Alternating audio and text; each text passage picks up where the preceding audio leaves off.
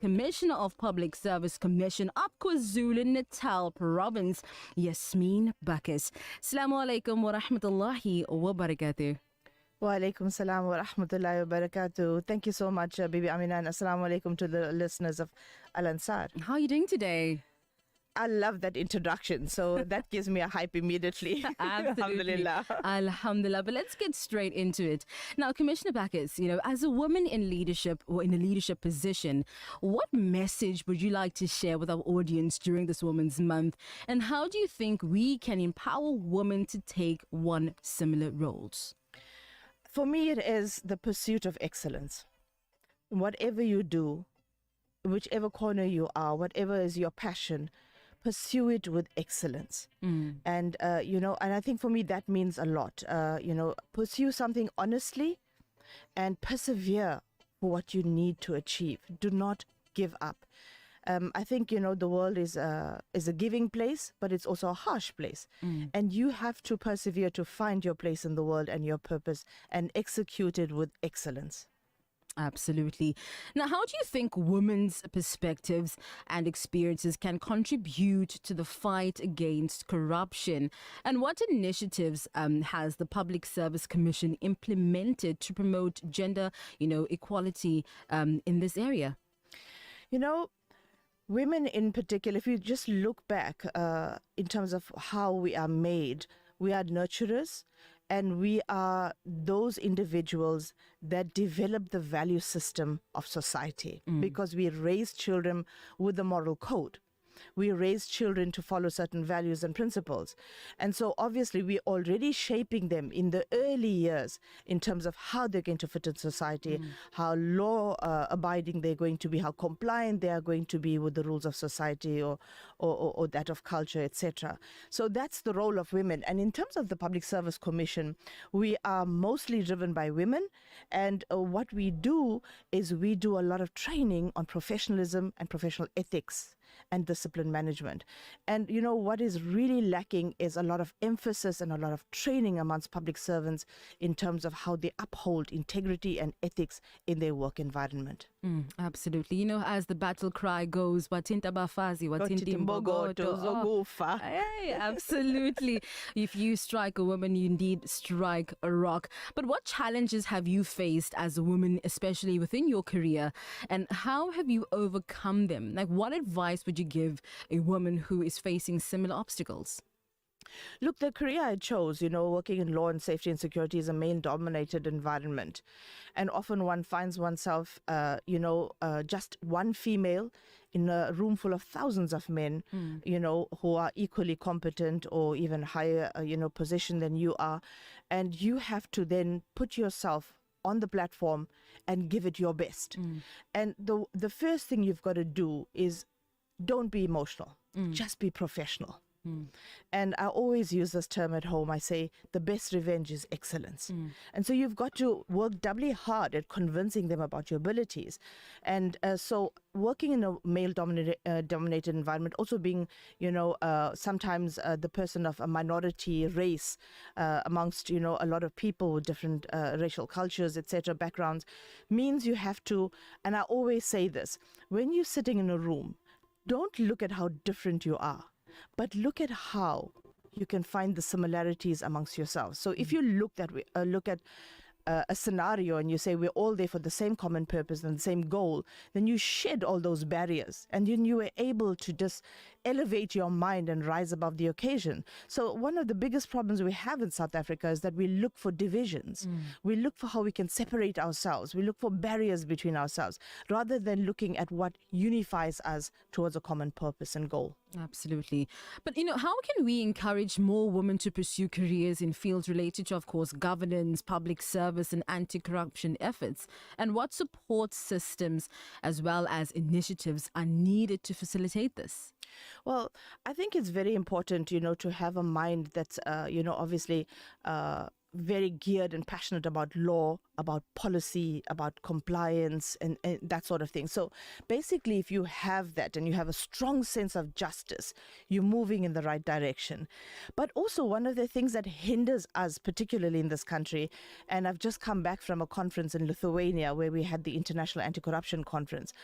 And, you have a lot of people who exhibit, and I walked through the exhibition stands and I was wondering why we are not considering careers in compliance, in integrity management, in ethics and leadership, whereas so many global universities online are offering this.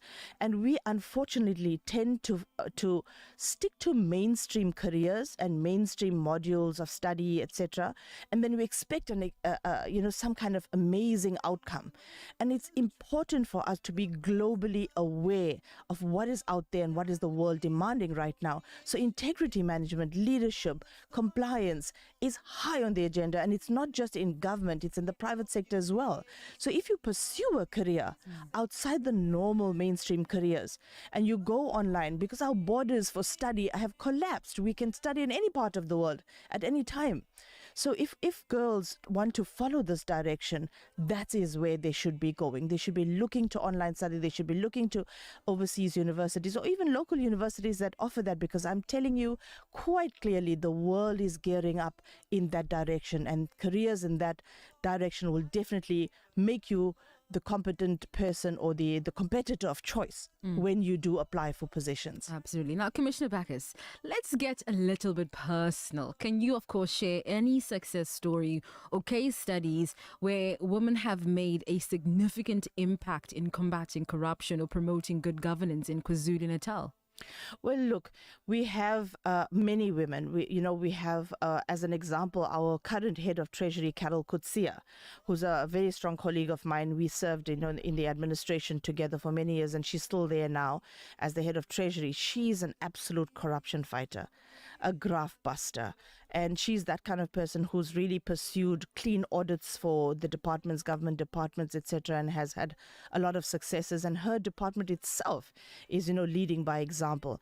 Then we have, the head of the Public National Prosecuting Authority, who's ex-KZN, Shamila Batoi. We started our careers together. They were a few years ahead of us, but we're all in the safety and security space. And right now, she's sitting there dealing with major high-profile cases, dealing with corruption, etc., and obviously, using the strength of her prosecuting abilities. Then we have also, if I'm looking in my sector, I'm looking at somebody that most people don't know about, and she's Lieutenant General Frances Bantam, who comes, not surprisingly, from my lovely hometown of Ladysmith. Powerful women come from there. Absolutely. And so Frances Bantam is the Lieutenant General in the Pietermaritzburg district, and she started off right at the bottom of police ranks, built her way up through absolute professionalism, and is driving the women's agenda right through in the public service. So, in the SAPS in particular. So there are a lot of powerful women out there. Including you. Well, amazing stuff. But how do you think we can address, the intersectionality of, gender and also other social factors such as race and socioeconomic status in our efforts to promote women's empowerment and fight corruption? Well, the world is beginning to realize that women have the softer skills. And in an organization, you can't always just go by the black and white and by policies, because policies need human bodies to drive it. And human bodies need to have, obviously that warmth and be able to have the people management skills and the compassion that you need in an organization. Because one of the most dominating things in the world, one of the most challenging things that's facing us in the world now is women's mental health and mental health in general. So if you look at how men generally approach mental health in the workplace, you have an answer. And if you look at women approaching mental health in the workplace, you'll see a completely different environment. So it's the ability to have that, the soft skills, the social skills and the psychosocial skills, the nurturing skills that women are naturally born with. We are gifted with that. That actually makes us prosper in an organization, because we are used to conflict resolution. We are used to mediating disputes. There may be some leadership courses and certificate courses, but at the end of the day, we are built with these skills. Absolutely. Built in indeed. But let's shift to a bit more, let's talk rather a bit more about mentorship and networking. What role do you think mentorship and networking play in supporting women's careers in obviously the public service and the anti-corruption efforts? And how can we obviously foster more of these opportunities? Look, I think mentorship is something that's really being pushed in government, in particular in the public service. We just have to find the right role models. And the mentorship that came through for us, those of us who enjoyed coming into the public sector space after 1994, initially it was very difficult. It was really hard to break through. But once you pushed your professionalism and you continued in terms of obviously upgrading yourself and upskilling, you found that you would find even very good male mentors. So throughout my career I had very good male political mentors who saw the ability in me and had confidence in me. And then there were many female mentors as well who obviously rose up to the top, but also lifted us up and helped us rise as well. So, and I think it is an open space. It is a space that's available. But I have one challenge with mentorship. The mentee must be prepared to really go the extra mile, must be able to take the advice. Advice is only as good as when it's executed and used for your own benefit. Must be able to face your weaknesses. And so when somebody mentors you and they say to you, I think you're being a little bit too cold when you write your letters, or I think you need to warm up to certain things, I think you need to think a little bit broader, then you don't give up and say, no, let me find a more suitable mentor, someone who's more agreeable with me. But you must realize that you're a human being that's developing and you're evolving and you're growing. And so when somebody is telling you that you need to work on this side of yourself, you listen.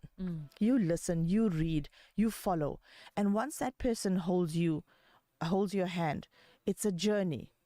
It's not a destination. I have mentors who have long left the public service, who are now reviewing constitution and things like that, but who still remain my mentors and who are still in contact with me almost weekly. So, mentorship is not something you use just to get a promotion and it ends there. It's a lifelong journey with that person who's going to take you through and who's also going to help you through, if they've already had some terrible experiences, they'll help you navigate it and say, you can avoid this one. So it can make your life much easier as well. And I think it's very important for those of us who have been able to have career progress to be able to mentor younger people. And I don't just mean in the workspace. I mean, even when we are home, share what your experiences are and encourage people even in the home to study, to grow, to develop, to hone into their personal skills and their passions. And, there are any number of examples in our community of women who not necessarily have studied, but who have just explored their passions in some creative field or the other, and who are flying now. Absolutely. Trading internationally. Absolutely. Now, when we speak about men and women, sometimes it sounds like a us versus them type of thing. So how can we engage men and other stakeholders in the conversation around women's empowerment and the fight, of course, against corruption? And what strategies can we use to build a more inclusive movement? Honestly speaking, I'm so glad you raised that, because I always say when on Women's Day, it's something I always say. Our fight is not against men. Our attempts or our tries that we make to lift ourselves and empower ourselves is just to find our space in the world, to explore our potential as women to the maximum, and to add value to society and to our communities and to the countries we live in at large. And I think that's what we are striving for. When the understanding of women empowerment is so diverse. Some people think, women just want to have the burning bra attitude approach. They just want to exert their rights and trample on men. Not at all. It's about just being given the space to pursue what you love and do it to the best of your ability, even if you just love being a mom, to be the best mom possible, and to do it to the best of your ability. And so, the challenges in the anti-corruption space is that women often, when they want to be, for example, whistleblower, and they want to raise the alarm on certain things, men gang up and they say, oh, don't listen to her. She's just being emotional. She's just, being suspicious. Women are just suspicious. And so that's how they keep corruption alive. That's how they keep fraud alive, because they know what they are protecting, and they're putting up these barriers, using us, and naming us and shaming us as emotional human beings. And so it's a hard fight. I'm proud to say that I'm certainly a graft blocker, not just a whistleblower, because I believe it's very important to prevent the corruption before you even get to the point where you even lift the lid on it. Prevention is better than cure. But if you get in it and you obviously see it, you should whistleblow. And we've lost women like Babita Deokaran, whom we're trying very hard to build a whistleblower house for the protection of whistleblowers in society. I mean, that woman lost her life trying to defend the budget, the fiscus of this country. And so women are very brave. There are very brave women out there, women who are prepared to put their life on their line, for the principles and values they believe in. But it should not be like that. It should not be that women become these easy targets. And of course, I have no doubt that the person who shot Babita Deokaran was not a female. So, it's not easy in the space we operate. We live on risk. We get threats regularly. We have to investigate highest government officials, premiers, ministers, MECs, and we must do so without fear, without favor, without prejudice. If you are in this kind of job and you're working for the Public Service Commission and you're carrying the Constitution on your shoulders, you have to get in there and say, this is what I'm being paid for, this is my moral makeup, and this is what I'm going to pursue. And the rest is left in Allah subhanahu wa ta'ala's hands. Absolutely. But, what are some of the key policies or legislative changes that you think are needed to support women's participation in governance and, anti-corruption efforts? So one of the things we have is the 50 plus target, and that's been there for a while. And I think most public service departments are pursuing more than 50% women in their spaces. But it's not just more than 50% of women so that you can have 50% secretaries sitting there. It's 50% plus in senior management. And that is a policy we definitely support and we brought to the table through our fights throughout the years in the public service space. But also something that we're going to be driving now in the 7th administration is the professionalization framework. And when we say professionalization, we're talking about upskilling, helping those to rise up in the organization. And that means the availability of bursaries also. And then the ability to give more to women to upskill themselves in the organization. So this is something you must look out for. It's been spoken of. It's being driven by the National School of Government, which is kind of, where we, chip and mold our public servants coming in now. And then it's being driven by the Department of Public Service and Administration and ourselves as the Public Service Commission. And the professionalization framework speaks to how we can recruit skilled, expert people who are professional enough to come in and drive the agenda of government, but people who are also going to be patriots of the country. We're not going there just to collect a salary and sit there on a desk and frustrate people, because ultimately we are there to deliver services to the people. This is taxpayers' money, and we have to drive the moral consciousness now and revive the moral consciousness of those public servants who are really not geared, who are frustrated, and who don't see their careers going anywhere. The professionalization framework will give renewed hope. Absolutely. But to conclude the interview for this particular afternoon, finally, what message of hope and inspiration would you like to share with our audience, particularly the women and girls who are tuning in, of course, as we celebrate Women's Month and look ahead to the future? I always start with a very simple thing. There are millions of theories you can read about what we should be doing for women or ourselves. But if you just start with belief in yourself and have confidence in your abilities, and don't be apologetic about showing it. The other day I was at the SAPS Durban North, and one of the officers said, well, I won't sit at the head of the table. Let me just go and sit on the side. And I said, why? Claim your space. You're the program director. Please sit in the main chair. And she was so shocked. She was like, no, but I'm just a sergeant. And I was like, no, you're the program director. You're the chief of this day's event. So please take your space. So don't be apologetic about being confident. Persevere, persevere, persevere. Always consider upskilling yourself in whatever way possible. And you will realize your dreams, and have faith in yourself, and make people around you have faith in your abilities as well. Don't be apologetic at all. Powerful words just to end this interview for this particular afternoon. Commissioner Bacus, thank you so much for joining me today. I'm hoping that we can get you on again. I know in your busy schedule, but hoping we can get you on again. And thank you so much for joining us today. Shukran, Bebe Amina, and thank you to the listeners. Only a pleasure.